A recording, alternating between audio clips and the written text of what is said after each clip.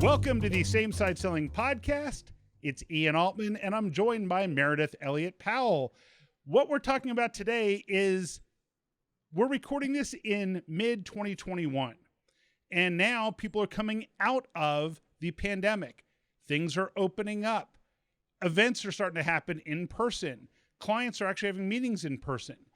And what I want to discuss today, and what Meredith and I are going to dive into, is what are the things and the traps that people are falling into today that might be similar to traps they fell into as the pandemic was starting, and what can we learn going forward? So Meredith, first, what are some of the traps either back when the pandemic started or now that you're seeing people fall into that we can learn from? You know, it is kind of crazy. I mean, here we are, light at the end of the tunnel, right? We're starting to come out of the pandemic. The world's starting to open again. But as sales professionals, we are falling into some of the same traps. One of the biggest, I think, and in all honesty, if you didn't take anything else from this podcast today, I think this would be incredibly valuable. It's the fact that the problem that you sold before COVID, the problem that you solved during COVID, and the problem that you sell and are solving as we come out of COVID, they are all different. You have to understand that. I was talking to a client just the other day and I said, how are things going? And she said, oh my God, she said, coming out of COVID is so much harder than going into COVID. They're in the restaurant industry, and the problems and the regulations and just the emotions of customers. And it really triggers the fact that as a sales professional, what I'm solving, what I'm dealing with, and what I'm helping my customer with is different now. I may be selling the same products, but their problems have changed. And I think as sales professionals, getting into the trap that you're still solving the same thing, one of the biggest mistakes you can make. Well, and Meredith, I think that what illustrates that is you think about it, if you're a restaurant group today, your biggest challenge is, how do I hire people? I was in a restaurant yesterday and I was talking to one of the managers, a restaurant we've been going to for many years. And the manager said, right now, I have 15 total servers in my restaurant. He said, the reason why the restaurant isn't that full right now is not because we don't have demand. We do, but he said, we need to staff 40 people and we can only handle 15. So if you were someone who was pitching uniforms to a restaurant, the restaurant group is looking at you like, dude, uniforms, I need to find people. I don't need uniforms. Like, I need people I can put uniforms on. And so I think that becomes a challenge. I think that going into the pandemic, the issue was that people were sometimes in a crisis mode and sometimes in a thriving mode. So I have clients who are selling to people in healthcare, and they were actually in some cases thriving. Or it could have been somebody who was in a medical profession where they couldn't see patients and now they were struggling. But guess what? Whatever you were selling to them before had changed, and now it's different. I think that now as things are opening up, what I'm seeing in many areas is, how do we better engage our employees? How do we bring people back into the fold? And if you don't have a message that ties into that at all, then you might struggle a little bit earning attention. So I think the biggest thing that you're focused on is having that awareness about what is different in your client's world that you can address uniquely that maybe other people are overlooking. Yeah. I mean, in essence, what you're talking about is the mistake we make as salespeople is not focus on being relevant. And we've really got to focus on being relevant. And for our clients, their world is changing. I'm going to tell you another big trap, I think, that we're falling into. And that is the fact that when COVID hit, sales professionals thought, I don't want to bother my clients. I mean, they've got a lot on their plate. They're overwhelmed. The last thing they want to do is buy something right now. And now that the world is opening back up, we're seeing the same thing. We're assuming that people are busy. We're assuming that, they're still challenged by things that don't have anything to do with our line of business and that our customers don't want to hear from us. It was a mistake at the beginning of COVID. It's a mistake in the middle of COVID. And it sure as heck is a mistake that when we're coming out of COVID, we are essential. And we really need to be more aggressive, I believe, than we've ever been. Yeah, and I think part of that is helping your clients understand, here's how we're helping other organizations like yours. And it's giving them a sense of, oh, I hadn't really thought about that. So, for example, I've been having conversations, as I'm sure you have, with clients recently, where I say, look, a lot of people right now are saying, how do we reintroduce ourselves? How do we determine which meetings we should have in person and which ones are remote? How do we figure out what's most important to our clients? So I'll say to them, look, these are some of the biggest challenges that people are addressing. What's your strategy for addressing those, and how might I be able to help? And oftentimes when you present it that way, the first thing that goes through their mind is, I haven't even thought about it. So the way you can help is helping me think about it. Is that a strategy that you'd recommend for people in general? I think that's so key and so important is the fact that, as sales professionals, don't be put off by the fact that maybe people aren't returning an email or aren't returning a phone call. They have a whole lot on their plate. They're absolutely busy, but it doesn't mean they don't need you. And it doesn't mean that when the time is right, they're going to go to the person who's most visible, who's most out there. So don't look at lack of responsiveness as rejection. Everybody's busy, but they need to hear from you. As they open up, they're going to need you to solve those problems. Yep. And I think that the underlying message that I want to make sure everyone gets is we're focused on what's important for our client, not Yeah. what were we selling last month, what do we want to sell. But instead, it's your point, it's that idea of relevancy, of are we talking to our clients about the things that when they hear it, they say, ooh, that's a topic I want to learn more about. That's a conversation I want to have, as opposed to very often we see people in sales, and I'm sure you're on the receiving end of these as much as I am, where someone says, hey, I'd love to sit up 15 minutes to introduce myself and my company. And I'm thinking, okay, that may be an interesting offer, but I'm not interested in it. It's maybe interesting to someone else, but just not me, because I don't have a desire to carve out time in my day to hear somebody pitch their company. But if someone said, when I work with people like you, when I work with people who are financial services professionals, when I work with technology executives, when I work with, you name it, when I'm working with professional services companies, here are some of the three biggest challenges that I'm hearing. How common are those? Now, all of a sudden, what we're saying is, okay, I'm in touch with the types of things that are moving the needle in your industry. Should we have a conversation about those? And that's where we can actually pique someone's interest.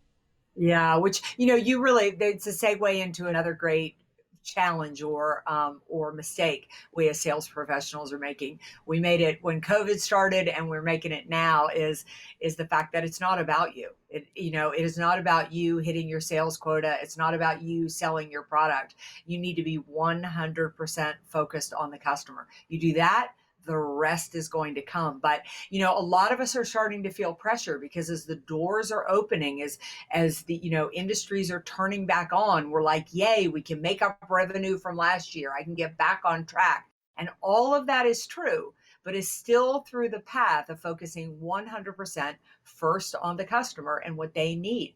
Just remember, this is not about you. You come second.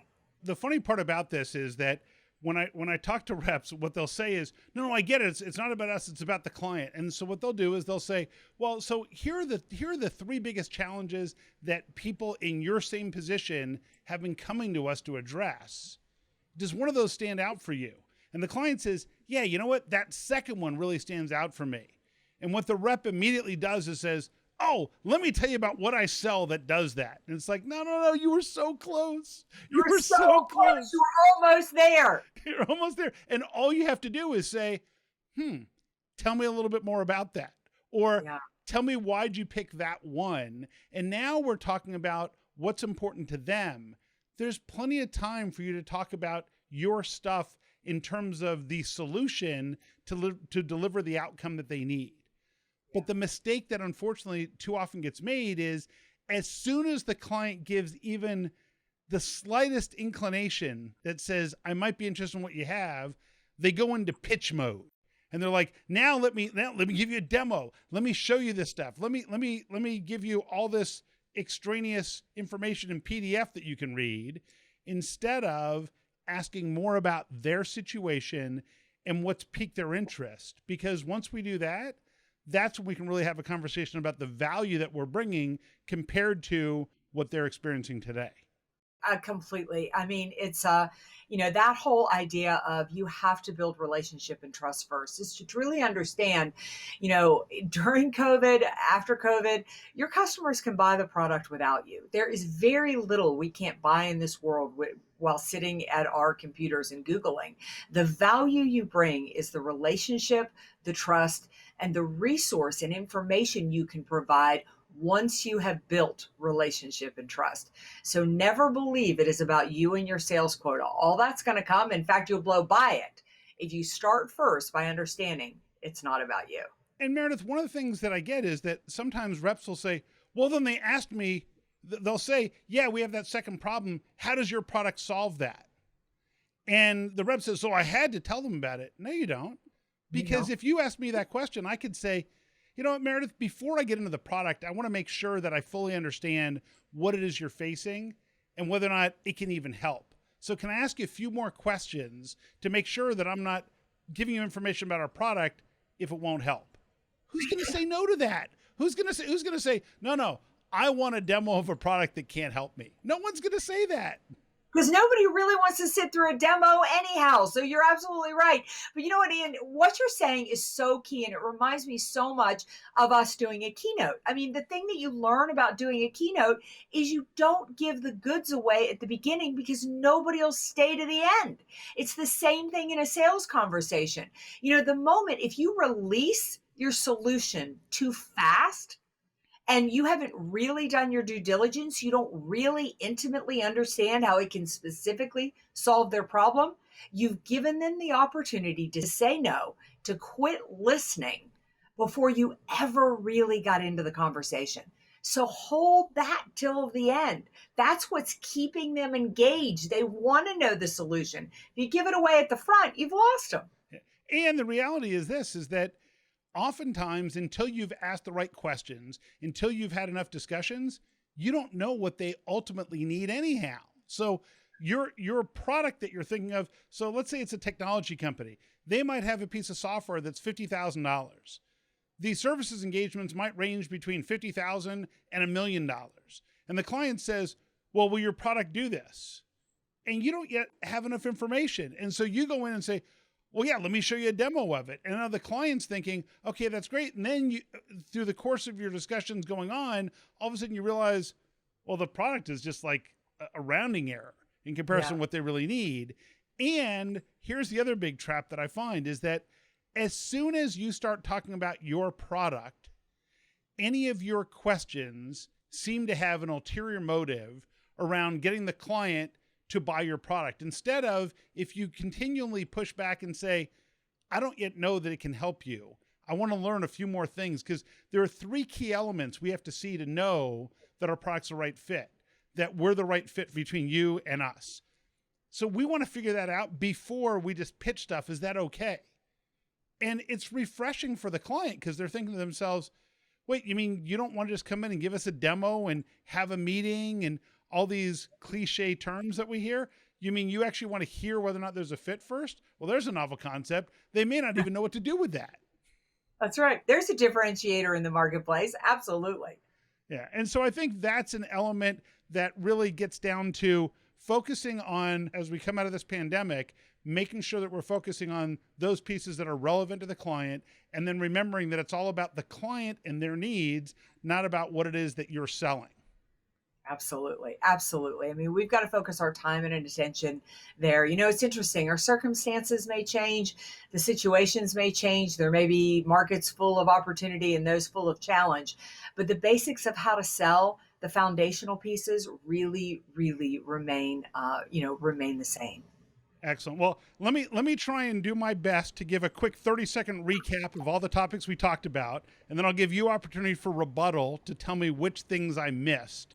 And we'll take it from there. So that way people have actionable steps they can take coming out of this episode. So first, we need to make sure that we remain relevant with our clients. So what we were selling 6 months ago, 6 years ago, or 6 days ago may not be what the client needs today. The second thing we need to focus on is that it's not about us. It's all about the client and their needs. And to that end, what we want to do is make sure that we're focusing on, here are the biggest issues that we're seeing today. Which one of those jumps out? When that client then says, ooh, that one piqued my interest, avoid the temptation to go into your pitch, because what we want to do is we want to hold back that key information. We want to hold back what the solution might be, until we've learned enough about their situation to know what's the right fit, and B, because if we prematurely give that information, then any conversation, any questions we ask will seem to have an ulterior motive, and we won't get to the truth. So what did I miss, Meredith? I don't know. I think you did a great job. I think you really did a great job of summing it up.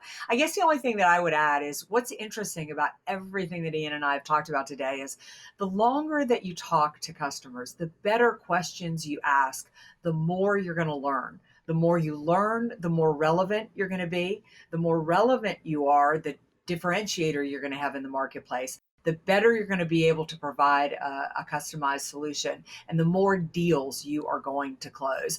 I think if you go into a sales call, the less you can speak, the better. The more questions you can ask, the more successful you're going to be.